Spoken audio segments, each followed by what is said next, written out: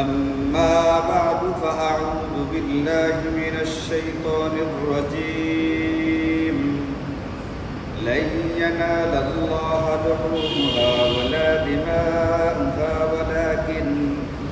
ولكن يناله التقوى منكم كذلك سخرها لكم لتكبروا الله على ما هداكم وبشر المحسنين.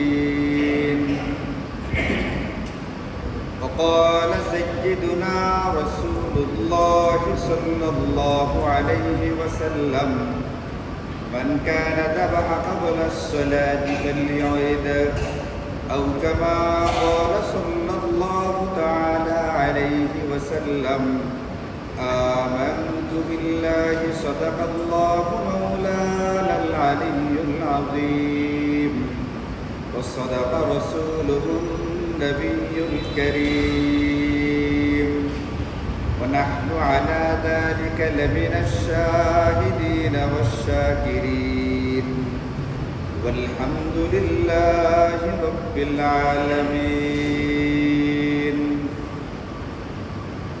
اللهم صل على محمد وعلى آل محمد كما صليت على إبراهيم وعلى آل إبراهيم إنك حميد مجيد.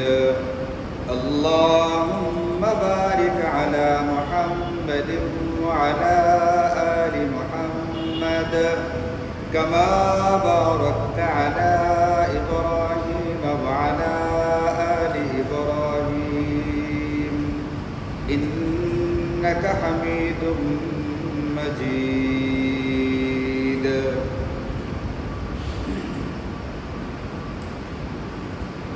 আলহামদুলিল্লাহ, আল্লাহ পাকের অশেষ মেহেরবানি আর দয়া। আগামীকালকে আমাদের বাংলাদেশ অঞ্চলে পবিত্র ঈদ উল আজহা অনুষ্ঠিত হতে যাচ্ছে। আমরা ইতিমধ্যে শুনেছি যে নবীজি সাল্লাল্লাহু আলাইহি ওয়াসাল্লাম হাদিসে পাকের মধ্যে ইরশাদ করেন, মা আমিলা আদামিয়্যুম মিন আমালি ইয়াওমান নাহরি আহাব্বা ইলাল্লাহি মিন ইহরাকিদ দাম। ঈদ উল আজহার দিনে আল্লাহ পাকের কাছে সবচেয়ে উত্তম যে ইবাদতটা বান্দা করে থাকে, পবিত্র ঈদ উল আজহার দিনে বান্দা যতগুলো ইবাদত বন্দেগী আমল করে, এর মধ্যে সবচেয়ে উত্তম আল্লাহ পাকের কাছে সবচাইতে প্রিয় যে আমল সেটা হচ্ছে কুরবানি করা। এই কুরবানি সংক্রান্ত আলোচনা আমরা গত কয়েক সপ্তাহ ধরেই শুনছি। বিভিন্ন বিষয় নিয়ে আলোচনা হচ্ছে। যখন যতটুকু প্রয়োজন ছিল আমাদের সময় অনুযায়ী ততটুকু বলার চেষ্টা করা হয়েছে। এখন আল্লাহ পাকের তৌফিক হলে ইনশাআল্লাহ আগামীকালকে আমরা পবিত্র ঈদ উল আজহা উদযাপন করতে যাচ্ছি। যারা কুরবানি করার নিয়ত করেছি, ইচ্ছা করেছি, তারা ইনশাআল্লাহ কুরবানি করতে যাচ্ছে। তো আগামীকালকের এই যে সবচেয়ে প্রিয়, সবচেয়ে আল্লাহ পাকের পছন্দের যে আমলটা আমরা কুরবানি করতে যাচ্ছি, এই কুরবানি সংক্রান্ত কয়েকটা বিষয় যেগুলো আমাদের আগামীকালকে প্রয়োজন হবে, এমন কতগুলো কথা আমাদের সময়ের ভিতরে আল্লাহ পাকের তৌফিক হলে বলার চেষ্টা করা হবে। এর ভিতরে এক নম্বর যে কথাটা হচ্ছে সেটা হচ্ছে আমাদেরকে আগামীকালকে কুরবানির পশু যে জবাই করা হবে, জবাই সংক্রান্ত কিছু মাসালা জরুরি যেগুলো আমাদের দরকার, এমন মৌলিক মোটা কয়েকটা মাসালা আপনাদেরকে বলে দেওয়া হচ্ছে। এক নম্বর হচ্ছে কুরবানির পশুটা কখন থেকে জবাই করা শুরু করা যাবে। এই ব্যাপারে শরীয়তে সুনির্দিষ্ট মাসআলা হচ্ছে, যে সমস্ত এলাকাতে জুমা এবং ঈদের নামাজ অনুষ্ঠিত হয়, অথবা যে সমস্ত এলাকা বা অঞ্চলের লোকদের উপরে জুমার নামাজ এবং ঈদের নামাজ ওয়াজিব হয়ে থাকে, ওই সমস্ত অঞ্চলের লোকদের জন্য কুরবানির পশু জবাই করতে হবে ঈদ উল আজহার নামাজের পরে। যেমন আপনারা বলুন, আমাদের যে এই অঞ্চলটা আমরা যেখানে আছি, এখানকার মানুষদের উপরে জুমার নামাজ ওয়াজিব হয়, ফরজ হয় কি হয় না? হয়। যেহেতু কাজী আমাদের পশু জবাই করার সময় শুরু হবে কখন থেকে? আগামীকালকে 10 জিলহজ ঈদের নামাজ আদায় করার পর থেকে ইনশাআল্লাহ।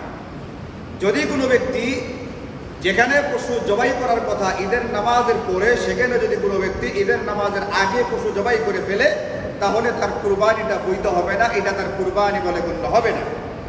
নবীজি সাল্লাল্লাহু আলাইহি ওয়াসাল্লাম হাদিসে পাকের মধ্যে ইরশাদ করেন, মান যাবাহা ক্বাবলা আস-সালাতি ফাকাদ যাবাহা লিনাফসিহি, যদি কোনো ব্যক্তি নামাজের পূর্বে পশু জবাই করে ফেলে, এটা তার নিজের গোশতের জন্য জবাই করা পশু বলে গণ্য হবে, এটা কুরবানি আদায় হয়েছে, এটা গণ্য হবে না। মান যাবাহা বা'দা আস-সালাতি, আর যে ব্যক্তি ঈদের নামাজ আদায় করার পরে পশু জবাই করবে, ফাকাদ তাম্মা নুসুকুহু, তার কুরবানি পরিপূর্ণ হলো, এবং ওয়া আসাবা সুন্নাতাল মুসলিমিন, এই ব্যক্তি মুসলমানদের সাধারণ যে রীতিনীতি কুরবানির সুন্নাহ যেটা আইন, ওই সম্মত কাজ সে করল। এই জন্য 1 নম্বর কথা হচ্ছে আমাদের পশু জবাই করতে হবে যে অঞ্চলে থাকি, ওই অঞ্চলের অন্তত ঈদের নামাজ কোনো একটা জায়গাতে অনুষ্ঠিত হওয়ার পরে, এর পরে থেকে ইনশাল্লাহ আমাদের পশু জবাই করার সময় শুরু হবে। পশু জবাই করা যায় 3 দিন পর্যন্ত, 10, 11, 12 জিলহজ। 10 তারিখ ঈদের নামাজের পর থেকে শুরু হবে, 12 তারিখ সূর্যাস্ত পর্যন্ত কুরবানির পশু জবাই করা বৈধ থাকে। তবে উত্তম হচ্ছে, আফজাল হচ্ছে 10 তারিখে কুরবানির পশু জবাই করে ফেলা, বিনা কারণে বিনা উজরে এটাকে 11, 12 তারিখে না নেওয়া, যেটা উত্তম, যেদিন উত্তম সেদিনই কুরবানিটা করে ফেলা। আর যদি কোনো অসুবিধা থাকে, বিশেষ কোনো সমস্যা থেকে থাকে, তাদের জন্য 11, 12 তারিখও বৈধ আছে। সূর্যাস্তের আগে অতি অবশ্যই জবাই করে ফেলতে হবে, এবং পশু দিনের বেলা জবাই করা উত্তম, রাতের বেলা বৈধ হলেও আলু স্বল্পতার কারণে ফুকাহায়ে কেরাম এটাকে মাকরুহ বলেছে। এটা হচ্ছে কুরবানির পশু জবাই করার সময়। কুরবানির পশু জবাই করবে কি, এই ব্যাপারে সুন্নাহ থেকে যেটা আমাদেরকে বলে দেওয়া আছে, সেটা হচ্ছে কুরবানির পশু জবাই করবেন কুরবানি দাতা নিজে, যদি তিনি জবাই করার মাসআলা জানেন এবং জবাই করতে সক্ষমতা রাখেন। যিনি কুরবানি দাতা, তিনি যদি জবাই করতে পারেন এবং জবাই করার নিয়ম কানুনটা অন্তত যতটুকু জানা দরকার, না হলেই নয়, এতটুকু যিনি জানেন, এমন প্রকার ব্যক্তির জন্য নিজ হাতে নিজের কুরবানির পশু জবাই করা মুস্তাহাব, পছন্দনীয় বিষয়, তিনি এটাকে জবাই করার চেষ্টা করবেন। হ্যাঁ, যদি কেউ এমন থেকে থাকে যে কুরবানি দাতা নিজে কুরবানি করতে সাহস রাখেন না, কুরবানি করতে তার সক্ষমতা নেই, অথবা মাসআলা মাসাইল জানার ক্ষেত্রে তার ঘাটতি আছে, ওই ধরনের ক্ষেত্রে অন্য কোনো ব্যক্তির সহযোগিতা নেওয়ার সুযোগ শরীয়ত আমাদের জন্য রেখেছে। এই ক্ষেত্রে ইমাম সাহেব বা কোনো হুজুর লাগবে, এটা কোনো জরুরি না। যিনি জবাই করার মাসআলা জানেন এবং যিনি জবাই করতে সক্ষম, এমন যে কোনো ব্যক্তির সহযোগিতা নেওয়া যাবে। এই ক্ষেত্রে কুরবানি দাতা জবাই করতে না পারলেও জবাইয়ের স্থানে উপস্থিত থাকবেন, কুরবানি করার ব্যাপারটাকে দেখবেন, তিনি দেখার চেষ্টা করবেন, এটাও একটা মুস্তাহাব আমল। এখন একবারে আরেকজনের উপরে ছেড়ে দিয়া কুরবানি দাতা নিজে জবাই করলো না, জবাইয়ের জায়গাতে উপস্থিত থাকলো না, এটা এক প্রকারের উদাসীনতা, গাফিলতি প্রদর্শন করা হয়, উপেক্ষা প্রদর্শন করা হয়, এটা করা যাবে না। যথেষ্ট পরিমাণে গুরুত্ব নিজের পক্ষ থেকে দেওয়া হচ্ছে। হাদিসের ভিতরে বলেন, স্বতঃস্ফূর্ত চিত্তে, স্বতঃস্ফূর্ত ভাবে, আনন্দ চিত্তে, সানন্দে তোমরা কুরবানির পশুগুলোকে জবাই করো। এখন জবাই করে আরেক লোকে, আমি আমার ঘরের ভিতরে বসে আছি, এটাতে আনন্দ চিত্ত এতটা প্রকাশ পায় না। এই জন্য কুরবানি স্থলে উপস্থিত থাকবে, তাদেরকে পারলে সহযোগিতা করবে, ধরার চেষ্টা করবে, বলে দেওয়ার চেষ্টা করবে, অন্তত উপস্থিত থেকে অন্যদেরকে উৎসাহ দেওয়ার চেষ্টা করবে। এটা হচ্ছে শরীয়তের মাসআলা। যিনি পশুটা জবাই করবেন, জবাই করার আগে শরীয়ত বলছে, এটা নবীজি সাল্লাল্লাহু আলাইহি ওয়াসাল্লাম বলেন, এটা ওয়ালিয়ুহিদ্দা আহাদুকুম শাফরাতাহু, জবাই করার আগে কিছু প্রস্তুতি আছে, এই প্রস্তুতিগুলো সারতে হবে। 1 নম্বর, জবাই করতে গেলে জবাই কোন জিনিসটাকে বলে এটা জানতে হয়, জবাই কোন স্থানটাতে করতে হয়। কণ্ঠনালী এবং হলকের মাঝখানে জবাইটা করবে। এখানে মোটামোটা বা মৌলিকভাবে 4টা রোগ আছে। একটাকে বলে খাদ্যনালী, একটাকে বলে শ্বাসনালী, আর 2টা শাহরত বা রক্তনালী আছে, 2টা মোটামোটা আমাদের এখানে। তো পশুর গলায় এই যে 4টা রোগ, একটা খাদ্যনালী, একটা শ্বাসনালী আর 2টা রক্তনালী, এই 4টা রোগ কাটতে হবে জবাই করতে গিয়া। এর মধ্যে কমপক্ষে 3টা কাটতেই হবে। যদি কমপক্ষে 3টা না কাটে, তাহলে তার পশুটা কুরবানি তো দূরের কথা, পশুটার গোশত খাওয়া পর্যন্ত হালাল থাকবে না। এই জন্য কুরবানি যে করতে সক্ষমতা রাখে, জবাই করার নিয়ম কানুন যে জানে, আগেই বলেছি এই ধরনের সক্ষম ব্যক্তির দ্বারা পশুটাকে জবাই করাতে হবে।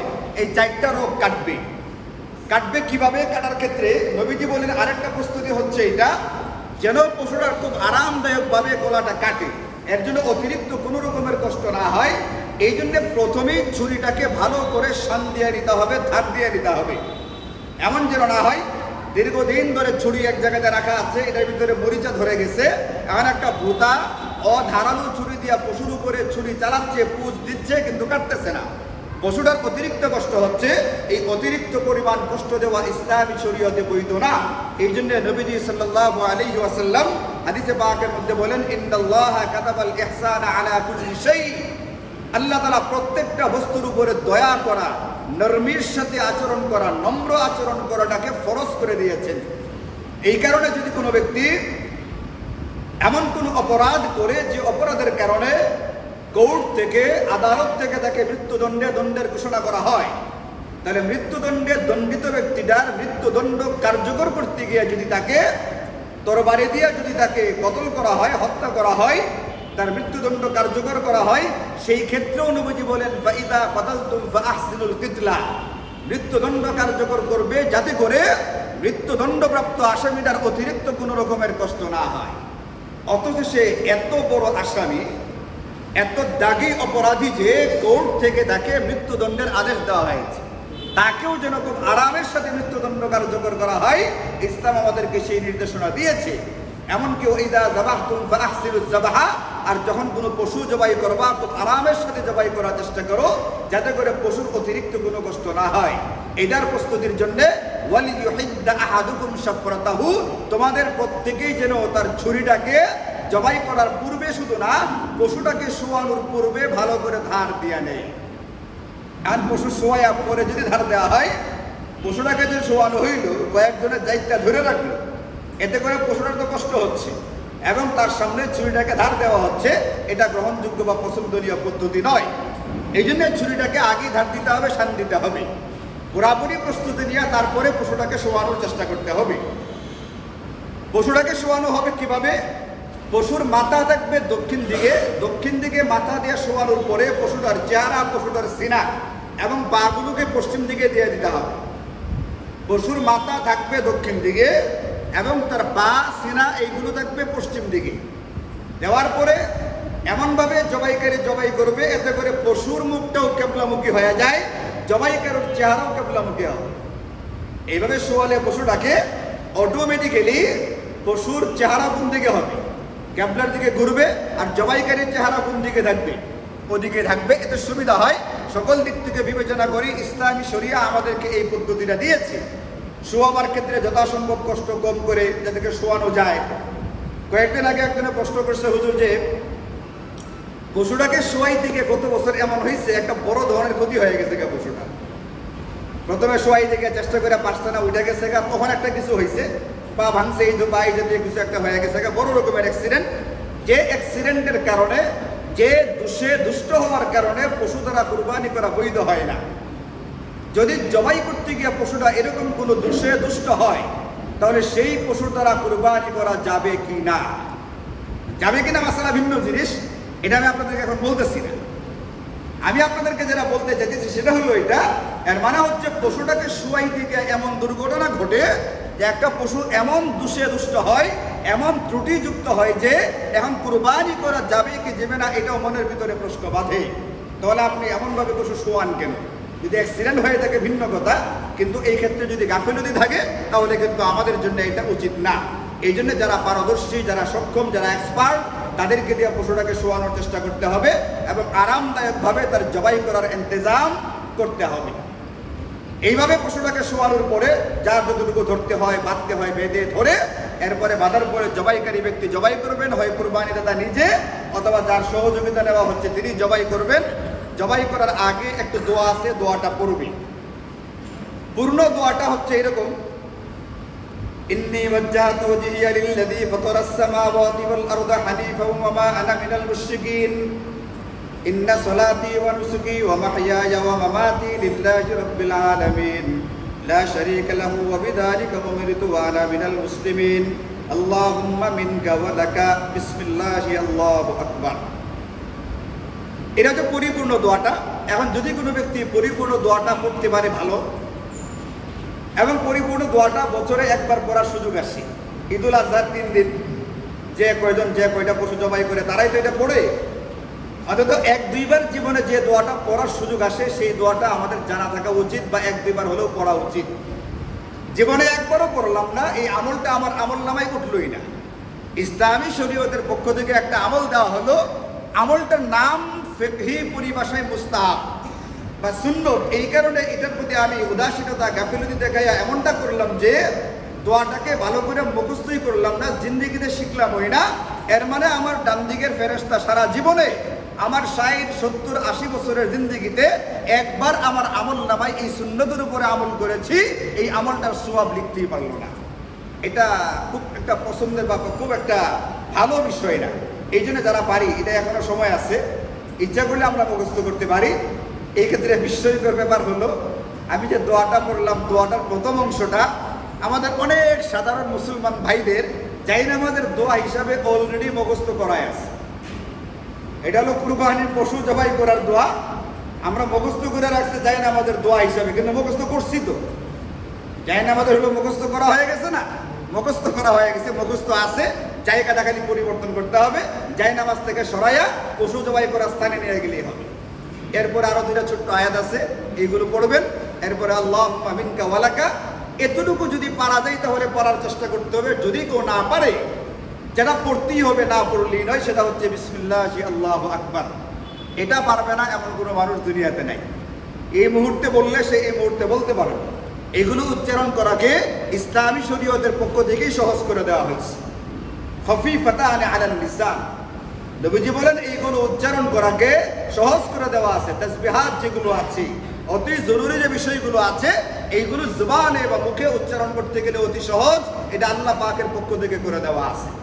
এই জন্য জবাইকারী ব্যক্তি অতি অবশ্যই বিসমিল্লাহি আল্লাহু আকবার এতটুকু অবশ্যই বলবেন। এরপরে ইনশাআল্লাহ ছুরি চালাবেন।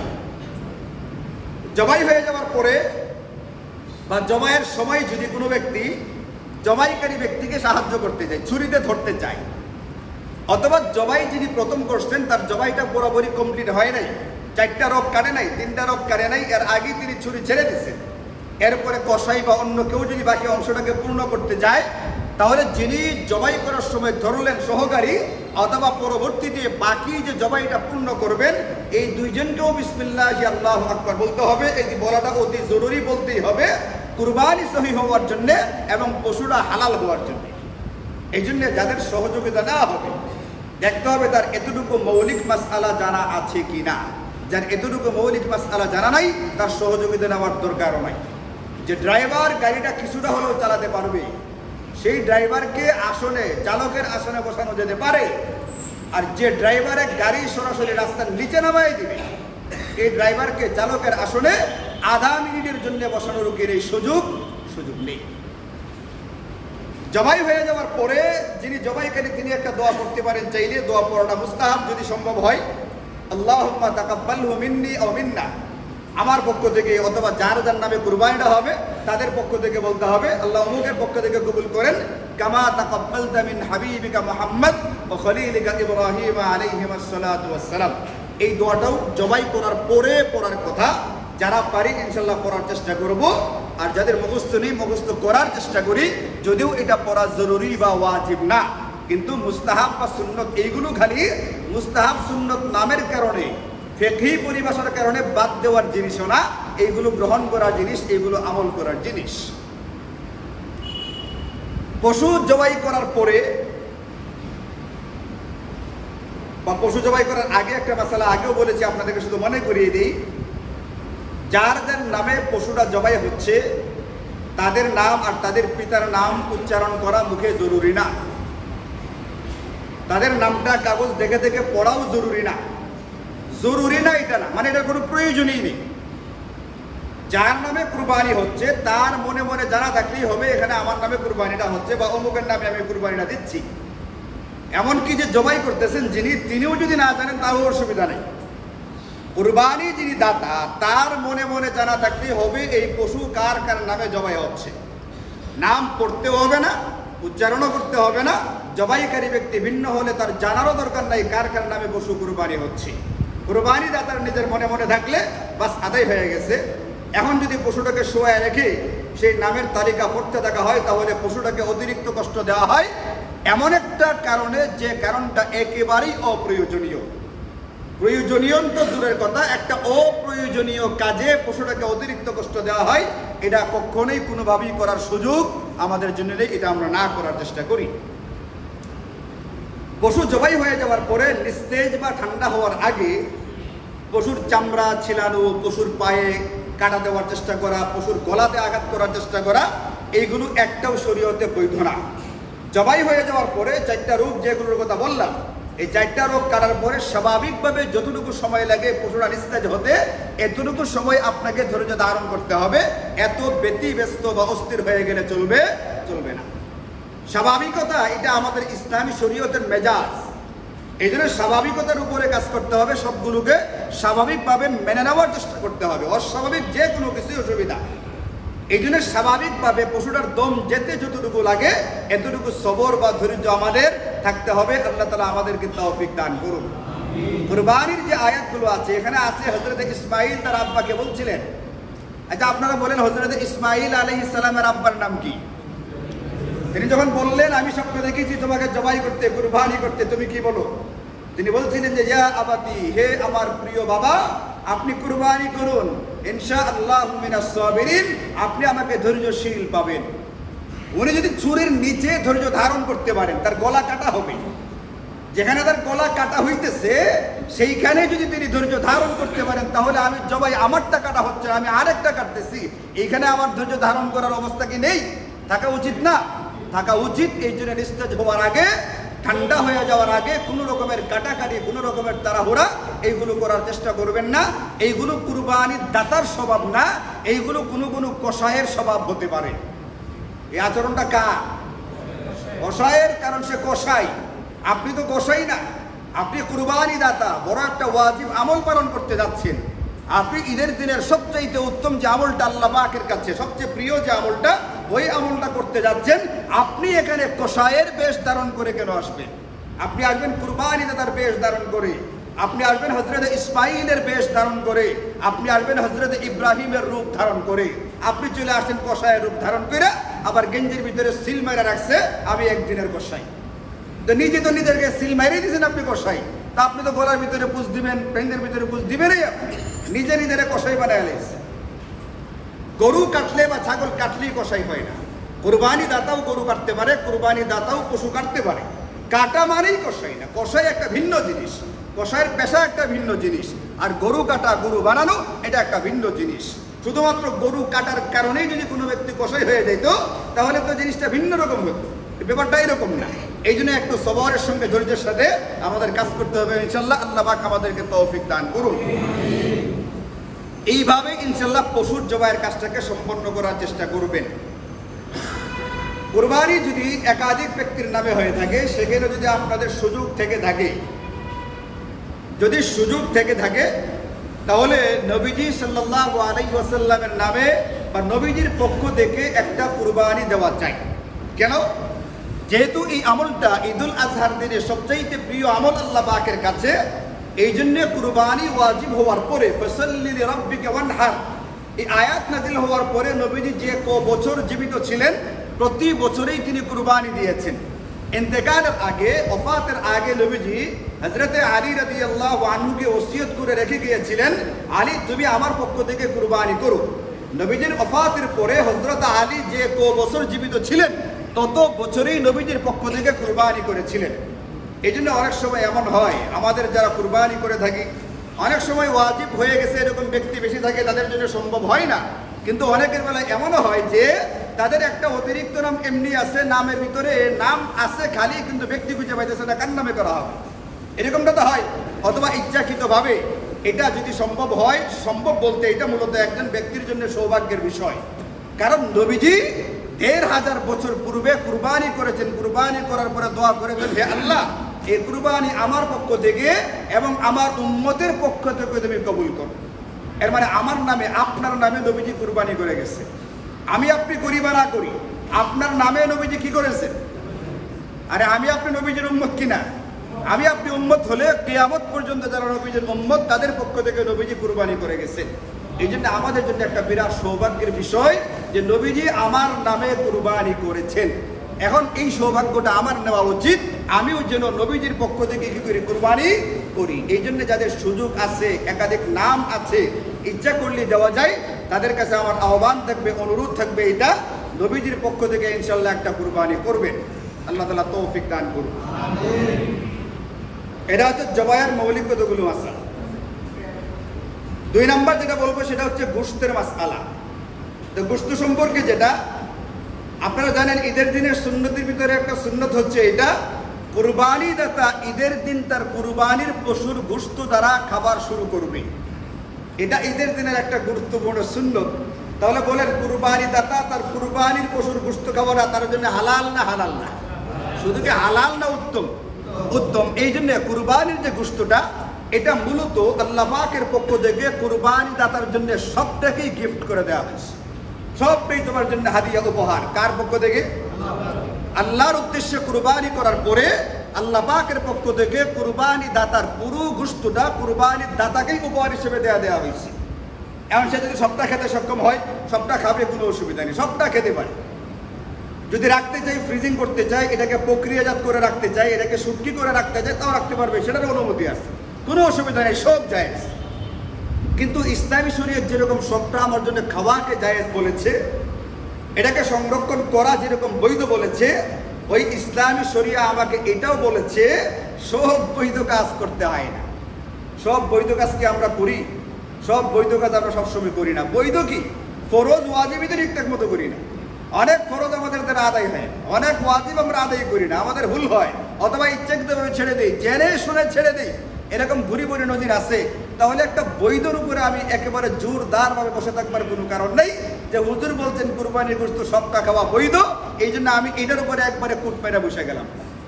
ওই আমি তো ফরজের উপরে কুট মারি নাই, আমি তো ওয়াজিবটাকে এত গুরুত্ব দিয়ে আমল করি নাই, কাজে বৈধ হলেই এটার উপরে গুরুত্ব দিয়ে বসে থাকা লাগবে, এটা জরুরি না।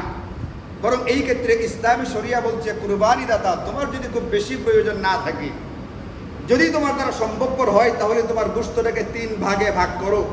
ফাকুলু মিনহা ওয়া আত'ইমুল কানিআ ওয়াল মু'তার। তবে যে বলেন যে কুলু ওয়াদাখিলু ওয়া তাসাদ্দাকু, কুরবানির গোশতটাকে 3টা ভাগে ভাগ করো। আল্লাহ বলছেন কোরআনে, ফাকুলু মিনহা, ও কুরবানি দাতা তুমি নিজে তোমার কুরবানির পশু থেকে খাও, খেতে পারো, কোনো অসুবিধা নাই, তোমার জন্য খাওয়া বৈধ, সবটাই তোমার জন্য উপহার। এই জন্য ঈদের দিন এবং ঈদের পরে 3 দিন রোজা রাখা হারাম। আল্লাহর পক্ষ থেকে দাওয়াত, এই দিন রোজা রাখা দরকারই নেই। খাও, তোমাদের ফুর্তি মতো যতটুকু স্বাস্থ্যে গোলায় খাও, বাকি রয়ে শুয়ে। খাওয়ার পরে যদি আবার হাসপাতালে ভর্তি হইতে হয়, খাওয়ার পরে যদি আপনি ফার্মেসিওয়ালাদেরকে গ্যাসের বড়ির জন্য যদি বিরক্ত করেন গিয়া, এরাও তো কুরবানি করবে। কারণ ডাইকা দোকানে আনতে আমার কি লাগবে? গ্যাসের বড়ি লাগবে, অ্যান্টাসিড লাগবে, আমার মেট্রিল ট্যাবলেট লাগবে, তাহলে তো তারও তো কুরবানির ব্যাপার স্যাপার আছে, তাই না? আপনি রয়ে আসিয়া স্বাস্থ্য যতটুকু কোলে আপনি খেতে পারেন, কোনো অসুবিধা নেই। এরপরে আল্লাহ বলছেন যে ওয়া আত'ইমুল কানিআ ওয়াল মু'তার।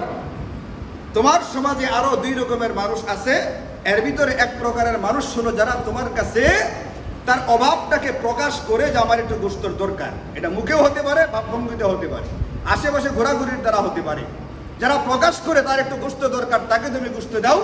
আবার কিছু লোক এরকম আছে, ফাকুলু মিনহা ওয়া আত'ইমুল কানিআ।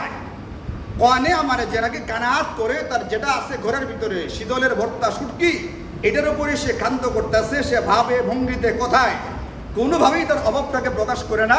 তুমি এই মানুষগুলোকে খুঁজে বের করে করে তাদের ঘরে তোমার কুরবানির গোশতটুকু পৌঁছে দাও। তাহলে কুরবানির গোশতটা রেখে দেওয়া যেরকম বৈধ, আবার কুরবানির গোশতটাকে 3 ভাগে ভাগ করে এটা ঘরে ঘরে পৌঁছে দেওয়া, এটাও ইসলামী শরীয়তের নির্দেশনা। আমাদের কি একটার উপরে আমল করা উচিত না সবটার উপরেই আমল করা উচিত? তাহলে নিজের জন্য 1 ভাগ রেখে দেওয়া হবে, আরেক ভাগ ধনী হোক, কিন্তু আমার পাড়া প্রতিবেশী, আমার বন্ধু বান্ধব, আমার আত্মীয় স্বজন ধনী হলেও তাদের ঘরে ঘরে একটু হলেও গোশত পৌঁছানো হোক, একটা সামাজিকতা রক্ষা করা হোক, ইসলামের বিধানটার উপরে আমল হোক। এতে করে পারস্পরিক আপনার যে সৌহার্দ্য, মহাব্বত, যে সম্পর্ক যে তৈরি হয়, এটা তৈরি হওয়া দরকার।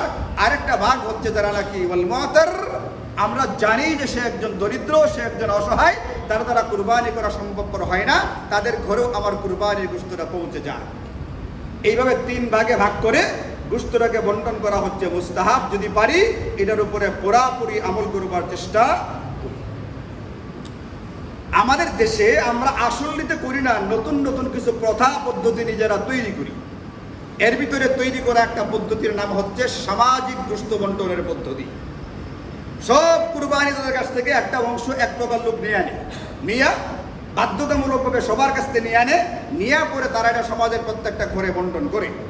এখানে 1 নম্বর অসুবিধা হলো কুরবানিতে তার কাছ থেকে সামাজিকভাবে একটা চাপ সৃষ্টি করে একবার গোশত নিয়ে নেওয়া হয়েছে, এই নেওয়াটাই বৈধ না। কুরবানিটা তার উপরে ছেড়ে দেওয়া হয়েছে, সে তার নিজ ইচ্ছায় যতটুকু পারে ততটুকু দিবে। এর অতিরিক্ত সামাজিক একটা নিয়ম বানায়া সমাজপতিদের পক্ষ থেকে একটা ওয়াজিব তৈরি করে তার কাছ থেকে গোশত নেবে, এই গোশত নেওয়ার অধিকার নেই। 2 নম্বর হলো গোশতটা নেওয়ার পরে এই গোশতটা আবার সব একসাথে করা হয়েছে। ধরেন যে আপনারা এই মহল্লায় 100 মানুষ থাকেন, আমি সমাজপতি একটা আইন বানাইছি, সবাই 2 কেজি করে গোশত আমাদের এখানে জমা দিবেন। এটা পরবর্তীতে প্রত্যেকটা ঘরে ঘরে পৌঁছে দেওয়া হয়। এখন যারা কুরবানির গোশতটা হাদিয়া দিচ্ছে, আমি তাদের কাছ থেকে আনছি, যখন প্রত্যেকটা ঘরে পৌঁছানো হবে, তা হাদিয়া দাদার ঘরেও তো সেই গোশত পৌঁছে গেছে। যদি 250 গ্রাম করেও দিই, এরপরেও তার ঘরেও গোশত গেছে না? তো যিনি গোশত দিছেন হাদিয়া, আবার সেটা তার ঘরে পৌঁছে দেওয়া হয়েছে। নবীজি সাল্লাল্লাহু আলাইহি ওয়াসাল্লাম হাদিসে পাকের মধ্যে বলেন, হাদিয়া দেওয়ার পরে সেটাকে আবার ফেরত নেওয়া এটা ওই কুকুরের মতো যে কুকুর বমি করে সেই বমিটাকে আবার খেয়ে ফেলছে। বলেন এটাকে আমাদের কেউ করবে? এটা আরে কুকুরের বমি বাদ দেন, আমরা কেউ বমি করে বমিটাকে খাওয়ার চেষ্টা করব? যে গোশতটা আমি দেওয়া দিচ্ছি সেই গোশত আবার সামাজিক বন্টনের নামে আমার ঘরে ঘুরে চলে আসতেছে, এটা হয় না। এই জন্য এই জাতীয় পদ্ধতি আপনি আবিষ্কার করতে পারি না, সমাজপতিদের এই অধিকার দেওয়াই হয় নাই। তুমি যদি সমাজপতি হয়ে থাকো, নিজেকে পতি মনে করে থাকো, নিজের পক্ষ থেকে নিজের বাপের টাকা দিয়া 4-5টা গরু জবাই করে তারপরে কি করো? গোশত দিয়ে। এইভাবে ইনশাল্লাহ আমরা গোশতটাকে বিতরণ করার চেষ্টা করব। নিজের প্রয়োজন মতো খাওয়ার চেষ্টা করা হবে, রাখার চেষ্টা করা হবে, কোনো অসুবিধা নেই। এরপরে এটা 3 ভাগ করে যতটুকু পারা যায় অন্যদের ঘরে পৌঁছে দেওয়ার চেষ্টা করতে হবে। এক কুরবানির গোশতের জন্য আরেক কুরবানি না ঠেকে। এটা একদিকে যেরকম বখিলতা কৃপণতা হবে, আরেক দিকে কিন্তু এটা স্বাস্থ্যসম্মত হবে কিনা আপনি চিকিৎসা বিজ্ঞানে যারা আছে এদের সাথে পরামর্শ করবেন যে একটা গোশত ফ্রিজের ভিতরে কতদিন রাখার পরে এই গোশতটা খাওয়া যায়। কয়েকদিন আগে, 2-3 দিন আগে একটা দেখলাম, একটা ভিডিও দেখাইছে, আপনারা যারা বার্গার খান, বার্গার প্রেমিক আছে না এখানে? বার্গার প্রেমিক যারা বার্গার খায়, দেখে যে বার্গারের ভিতরে একটা গোশতের টুকরা দেওয়া থাকে। এই প্রেমিকদেরকে উদ্দেশ্য করে বলা আছে, আপনি বার্গারের ঢাকনা খুলে একটু গোশতটা দেখার চেষ্টা করবেন। কেন?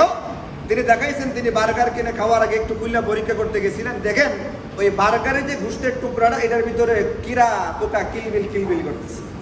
এখন যদি এটাকে উঠায় না দেখা হইতো তাহলে তো কিরা সহকারে কি হয়ে গেছে। অবশ্য আমাদের যে অবস্থা, করোনা ভাইরাসকে হজম করে ফেলছে, কিরা হজম করে ফেলবো ভিন্ন কথা, কিন্তু খাওয়াটা খাওয়া যে আমার রুচিতে ধরে কিনা এটাও তো একটা দেখার বিষয়। আমার একটা গোশত ফ্রিজে থাকলে কতদিন পর্যন্ত জীবাণুমুক্ত থাকে বা কতদিন এটা স্বাস্থ্যসম্মত থাকে, এটাও তো বোঝার ব্যাপার আছে। এই জন্য আপনার সাথে খেলেই হবে না, রাখলেই হবে না, এই বিষয়গুলো চিন্তা করা দরকার। সার্বিক বিষয় চিন্তা করে এরপরে ইনশাল্লাহ আমরা গোশতের ব্যাপারে ফিকির করবো। আল্লাহ তাআলা আমাদেরকে বোঝার তৌফিক দান করেন। আরেকটা হচ্ছে কুরবানির চামড়া সংক্রান্ত বিষয়, এটা আপনাদের জানা আছে, আমি আগেও বলেছি এই ব্যাপারে। মাসালা হচ্ছে কুরবানির চামড়া ইচ্ছা করলে কুরবানিতে তা নিজে যদি পরিশোধন করে দাবাকাত করে এটাকে ব্যবহার করতে চান ব্যবহার করতে পারবেন। জায়নামাজ বানানেন, কার্পেট বানানেন, চাদর বানানেন, যদি ব্যবহার করতে চান কোনো অসুবিধা নেই, করতে পারবেন। যদি কাউকে উপহার দিতে চান চামড়া সরাসরি উপহার দিতে পারবেন। ধনী গরিব সবাইকে সরাসরি চামড়াটা যদি কাউকে উপহার দিতে চান আপনি উপহারও দিতে পারেন।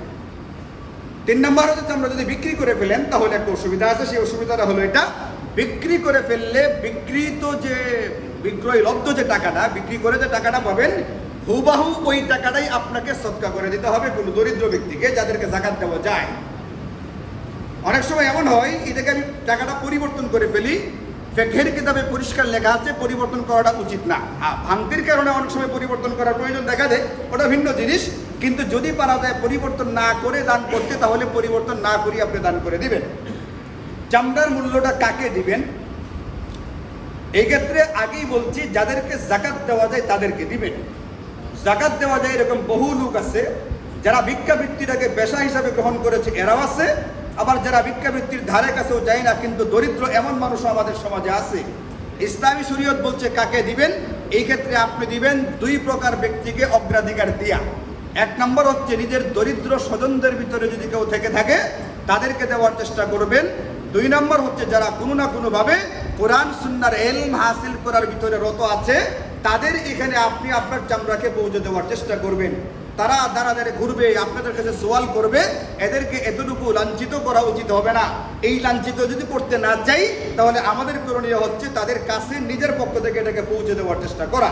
এতে করে আপনার একাধিক, একটা দান করে একাধিক সওয়াবের আশা করা যায়। শুধু দরিদ্রকে দিলে দরিদ্রকে দান করার সওয়াব পাওয়া যায়, আত্মীয়কে বা মাদ্রাসার ছাত্রছাত্রীদের পিছনে খরচ করলে এটার দ্বারা দান করারও সওয়াব হয়, তিনি কাজে সহযোগিতা করারও সওয়াব হয়, আত্মীয়দের সাথে সুসম্পর্ক রাখারও সওয়াব হয়ে যায়। একাধিক বিষয় থাকে এটার ভিতরে, এই জন্য আপনারা ইনশাল্লাহ এইভাবে দেওয়ার চেষ্টা করবেন। এখানে একটা ঘোষণা আপনাদেরকে বলে রাখি, আগে আমাদের মাল্লি মাদ্রাসায় কুরবানি চামড়া কালেকশন করা হইতো না, কিন্তু এই বছর আমাদের শিক্ষকদের মিটিংয়ে এটা আলোচনা হয়েছে যে যেহেতু এই বছর চামড়ার দাম কিছুটা বেড়েছে এবং আমাদের এখানে লিল্লা বোর্ডিং আছে, বেশ কিছু ছাত্রকে 3 বেলায় ফ্রি খাবার খাওয়াইতে হয়, দিতে হয়। আমাদের লিল্লা বোর্ডিংয়ে যথেষ্ট পরিমাণ ঘাটতিও আছে মাল্লি মাদ্রাসায়। এই জন্য আপনারা কুরবানি চামড়া গত বেশ কয়েক বছর একেবারে মূল্য রকম ছিল। 3 লাখ টাকার পশু 300 টাকা চামড়া বিক্রি করতে হয়েছে, 1.5 লাখ টাকার পশু 150 টাকাতে চামড়া বিক্রি করতে হয়েছে, এমন ঘটনা গেছে। এই কারণে অনেকে খুবই অভিমানে চামড়াকে নদীতে ফেলে দিচ্ছে, মাটিতে পুঁতে ফেলছে বিক্রি করার আগে, কেন মূল্য পাওয়া যাচ্ছে না। তো একটা সময় আমাদের বাধ্য হইয়া যথেষ্ট পরিমাণে মূল্য না পাওয়ার কারণে তো চামড়া বাদ দিয়ে দিচ্ছে, এমনও তো হয়েছে। তো আপনি এখন যেহেতু চামড়ার মূল্য বেড়েছে, আমি ইচ্ছা করলে মাটিতে পুঁতেও ফেলতে পারতাম, নদীতে ফেলেও দিতে পারতাম, কিন্তু এতে আমার কোনো লাভ নেই। যেটা হবে, দরিদ্রদেরকে দিলে মাদ্রাসার ছাত্রছাত্রী তাদের পিছনে ব্যয় করা হবে, এতে আমার একটা বিরাট দিনী কাজে সহযোগিতা হয়, আল্লাহ পাকের একটা হুকুমের উপর আমল করা হয়। ওয়া তাআওয়ানু আলাল বিররি ওয়াত তাকওয়া, তোমরা নেকির কাজে একে অপরকে সাহায্য করো। আল্লাহ পাকের এই নির্দেশের উপরে আমল করার স্বার্থে যেহেতু আমাদের সিদ্ধান্ত হয়েছে কুরবানি চামড়া এবছর নেওয়া হবে, এই জন্য আপনারা যারা চান আপনারা ইনশাআল্লাহ মাদ্রাসা মাদ্রাসায় চামড়া দান করতে পারেন। আমাদের মুয়াজ্জিন সাহেব হুজুর মাওলানা আব্দুল কাইয়ুম সাহেব এখানে থাকবেন, তার কাছে পৌঁছে দিতে পারেন, অথবা যদি চান মাদ্রাসায় পৌঁছে দিতে সেটাও পারবেন। যার যার মতো করে যারা যারা চান তারা ইনশাআল্লাহ দেওয়ার চেষ্টা করবেন। আপনাদেরকে দেওয়ার জন্য আহ্বান জানাচ্ছি। এছাড়াও যে সমস্ত মাদ্রাসায় লিল্লাহ বোর্ডিং আছে আপনি সেখানেও দিতে পারেন। আমাদের নেত্রকোনার সবচেয়ে বড় মাদ্রাসা যেটা জামিয়া মিফতাহুল উলুম, ওখানে দিতে পারেন, ওখানে পৌঁছে দিতে পারেন। যদি ওখানকার প্রতিনিধিরা আসে তাদের কাছে দিতে পারেন বা পৌঁছে দিতে পারেন। আপনার যেখানে লিল্লাহ বোর্ডিং আছে এবং চামড়ার টাকাটা যে খাতে খরচ হওয়া দরকার সেই খাতেই খরচ হবে। আপনি যদি আস্থা রাখতে পারেন আপনি সেখানে দান করতে পারেন, আপনার দান করার সুযোগ আছে। আল্লাহ তাআলা আমাদেরকে তৌফিক দান করুন। সর্বশেষ আগামীকালকে ঈদুল আজহার দিন 13টা সুন্নত আছে, সুন্নতগুলো আমাদের জানতে হবে, এইগুলোর উপরে আমল করার চেষ্টা করতে হবে। 1 নাম্বার হচ্ছে অতি সকালে ভোরবেলায় ঘুম থেকে ওঠার চেষ্টা করতে হবে। 2 নাম্বার ঘুম থেকে ওঠার পরে ভালো করে মিসওয়াক করতে হবে। 3 নাম্বার ভালো করে গোসল করতে হবে। 4 নাম্বার খুশবু আতর এইগুলো লাগাইতে হবে। নিজের ভালো কাপড়টার মধ্যে যে কাপড়টা ভালো সেটা পরিধান করতে হবে এবং শরীয়তের সীমানার ভিতরে থেকে সাজসজ্জা গ্রহণ করতে হবে। ঈদের নামাজ আদায় করার জন্য আপনি ঘর থেকে বের হবেন কোনো কিছু না খায়া। আগেই বলছি ঈদুল আজহার দিনে কুরবানির গোশত হবে আমার সর্বপ্রথম খানা। এই হিসাবে আপনি ঈদুল আজহার দিন কোনো কিছু না খেয়ে ঘর থেকে বের হবেন।